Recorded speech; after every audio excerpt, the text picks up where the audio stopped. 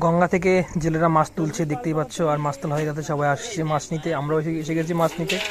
তো মাছ ঢালছে, দেখতে পাচ্ছ কত রকমের মাছ আছে এখানে, চিংড়ি, বেলে, আরও নানান রকমের মাছ এখানে দেখতেই পাচ্ছ। তো চলো তাহলে আজকে দেখাবো যে গঙ্গায় কত রকমের মাছ পাওয়া যায়। আমরা ভোরবেলায় চলে আসছি, এখানে আছে বড় ধরনের গলদা চিংড়ি এবং কি এটা কালীবাউস, আরও অনেক রকমের মাছ। তো চলো তাহলে দেখতেই থাকো, আমাদের সাথে সঙ্গে থাকো।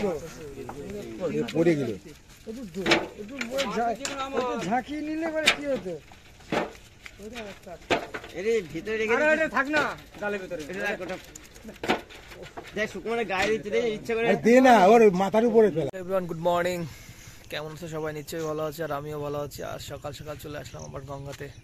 দেখতেই পাচ্ছ গঙ্গায় প্রচণ্ড ঘোলা জল হয়েছে, আর এই জলটা ঘোলা হলে পরে মাছ চাষে, ঠিক আছে। তো আজকে আবার মাছ নিতে চলে আসলাম, দেখি কি মাছ পাওয়া যায় আজকে। এখন পর্যন্ত কি জেলেরা আসেনি, ওইদিকে তাদের নৌকাগুলো রয়েছে,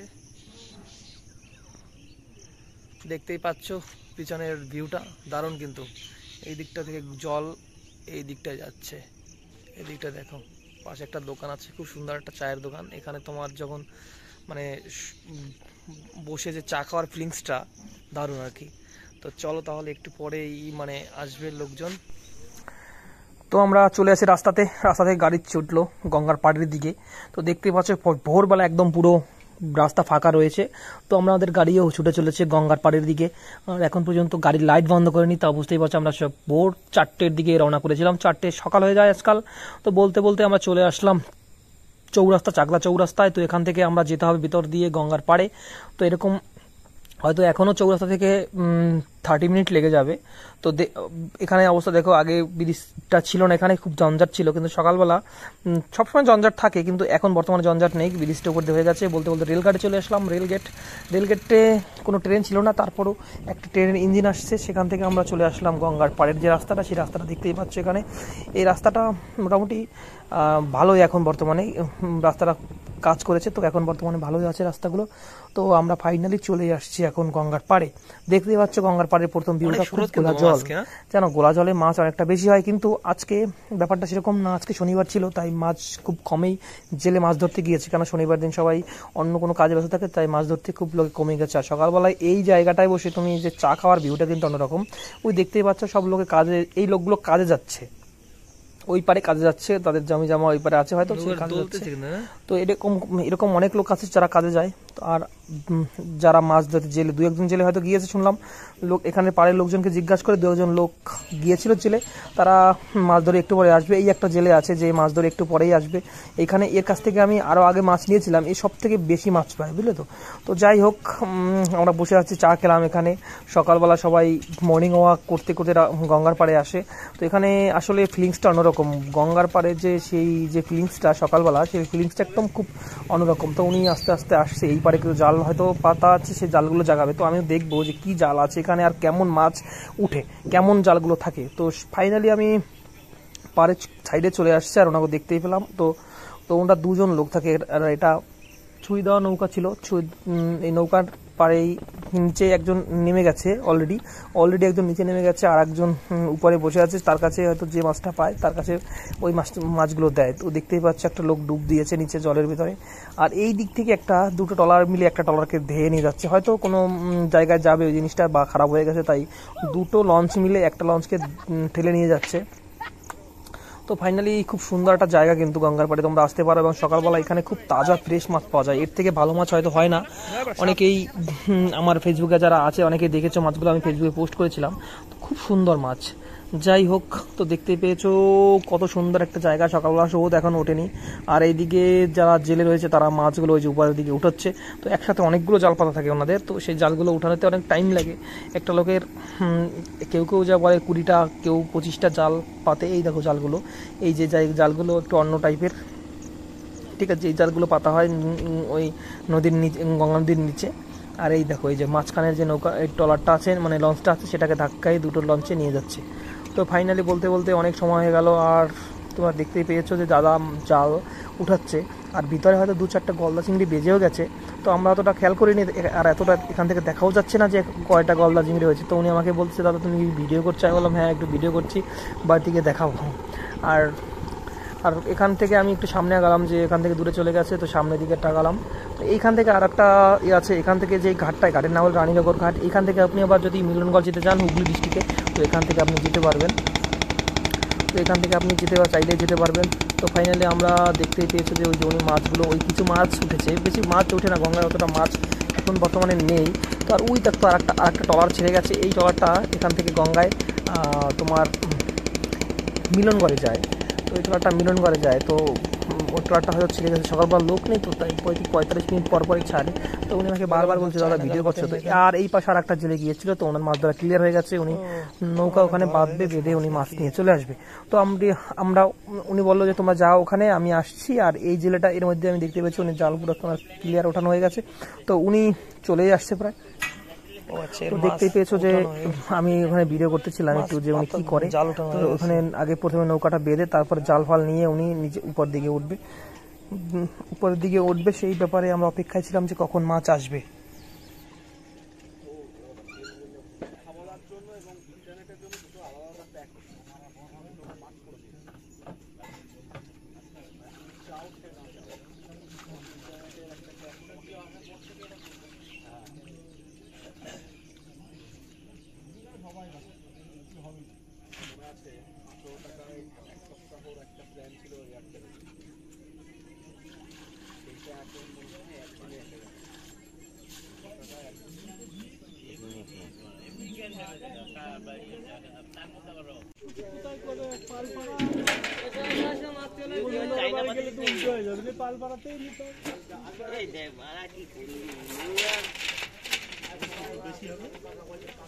আর কেউ আসুক আর না আসুক আমার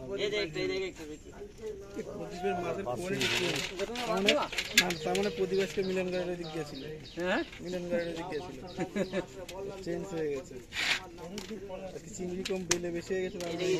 শিয়ালে খায় নাই তো, ডেঙ্গা ছিল না, তাই তো এই মাছ কম দিয়ে গুগলি দিয়ে নিয়ে আসো, তাই তো গুগলি কটা নিয়ে যাও, শাশুড়ি আসবে না দেবো বাল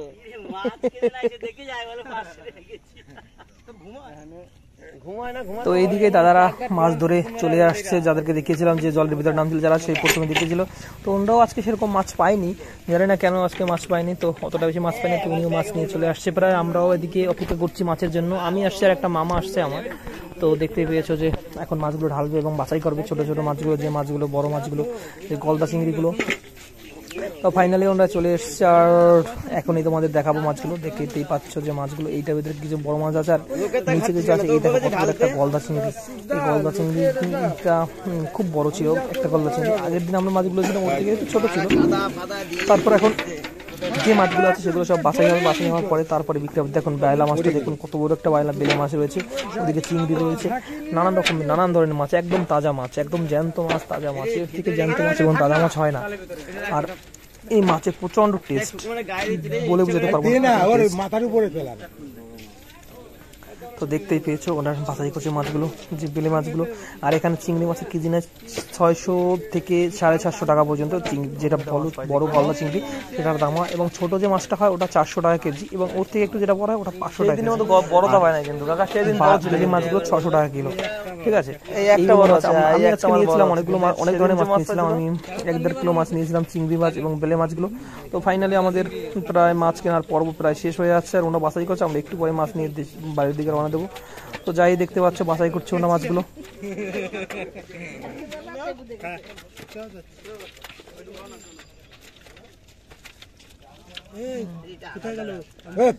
খালি টানাটানি করছে,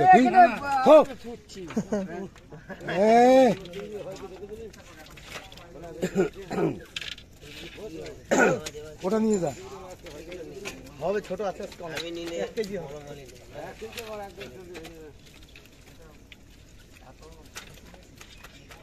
ছোট চিংড়ি বেশি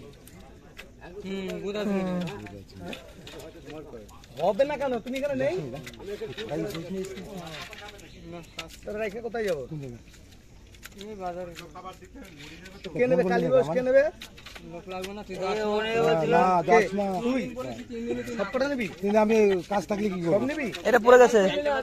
সে যেখানে ঢুকে আগে কথা বলে নে। সেদিনকে তো শরীর ভালো ছিল নিবি? না হ্যাঁ তো তো তাহলে দরকার নেই, ওই তুই বড়টা তোকে নিবি, আর বলছিলাম ওগুলো এই। অন্য লোক ই করবে।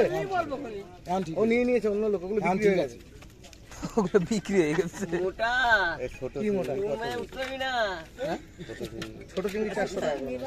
এই এই এটা পলিথিন ঢুকাই দে তো হ্যালো বলছে পুরাতন বাজার উঠতে হবে না, ওখানে এখান থেকে যাবে হ্যালো তো তার আগেই তো হ্যাঁ মালিক, গুড মর্নিং।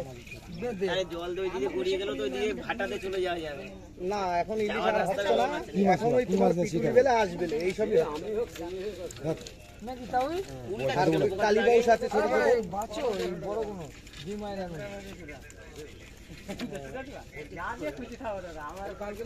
হ্যাঁ হ্যাঁ ইলিশ এখন হচ্ছে না মালিক, হলে তো ফোন করতাম।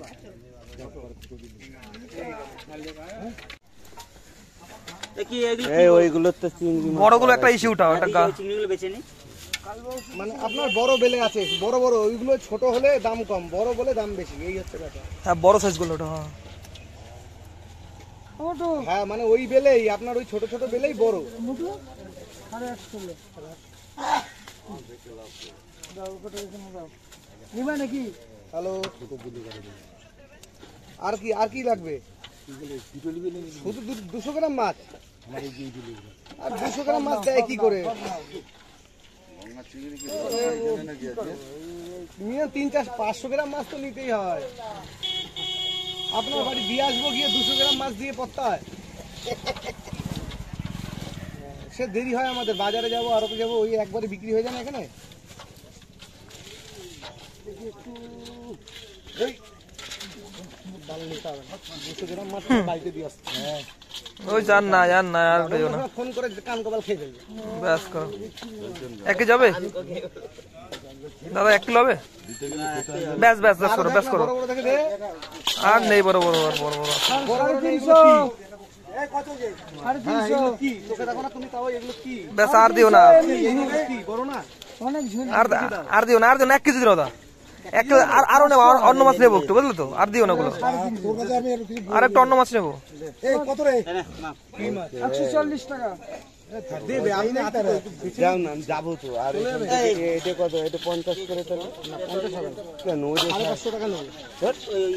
এইভাবে করলে বেলে কটা কি দাম হবে? বেলে কটা 200 দাও। 550 টাকা এর দাম। নেবো নেবো। 600 করে লাগাও। 850 বেলে 800 টাকা। হ্যাঁ? তাও আর কত 200 দাও। 850 দিয়ে দাও, দিয়ে দাও, দিয়ে দাও। আর নেই বড়, আর দিও না। নেবে না নেবে না কয় বেলে মাছ খাবো এগুলো কি মাছ? এই ঢেলে ঢেলে দিলাম 900 গ্রাম করে দে। কয় নেবে না বল আবার মাছ ঢেলে এইগুলোই ভালো লাগে না। কয় নেবে না তো নেবে না তো মেপে নিয়ে লাগান তুমি। যদি না নাই এই চিংড়ি বললে তো ছোট চিংড়ি। হ্যাঁ 250 দে।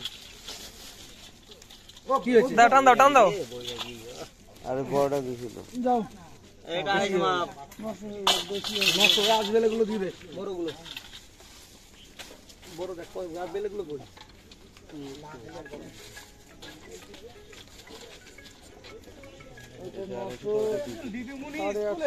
ব্যাস ব্যাস। এই এই এই ওনার এই দুটো দিয়ে দিও সাথে, এই যে ওই দাদার ওই দুটো, 250 মাপ। এই দাদার এই দুটো, এই দাদার এই দাদার দুটো রয়েছে। দিচ্ছে এটা মেপে নি।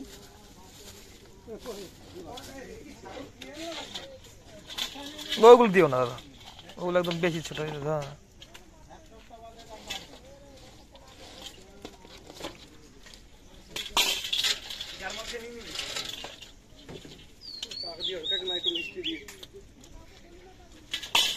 এই কাকাকে 200 গ্রাম চিংড়ি দে। আর ওইটা 200 দাও। এটা 250। এটা কি 200 ওটা মাপো পুরোটা, তারপর তোমার দুটো দিয়ে দাও। মেপে তারপর ওই দুটো এর মধ্যে দিয়ে মেপে। কি দেবো? এই চিংড়ি। হ্যালো ঠিক আছে। এসবই আনন্দের মতো লোক, মাছ দেখার লোক, নেওয়ার লোক না।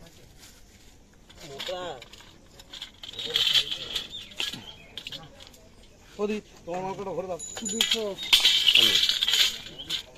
তাহলে হচ্ছে এটা কি চিংড়ি? ছোট আর দেওয়া হয়ে গেছে 40 টাকা, 250 টাকা করে 40 টাকা করে এর মধ্যে ঢুকে দাও 40 টাকা করে 250 100 টাকা, আর ওখানে 200 100 টাকা 200 টাকা। আর এনার কি এনার 900 গ্রাম চিংড়ি আর বেলাটা মেপে দেয়। এই বিলেট মেপে তারপরে তোর দুটো মেপে দিবি।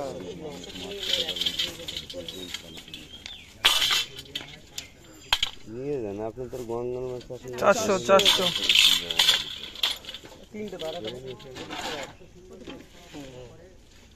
হ্যাঁ আমাদের 400 দিয়ে চলে গেলেন আরে 100 টাকা করে দে প্যাকেটে।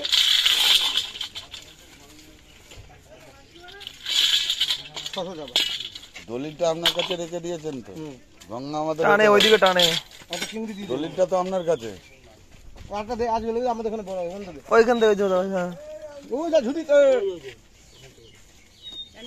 ভিডিও দুটো হয়ে যাবে।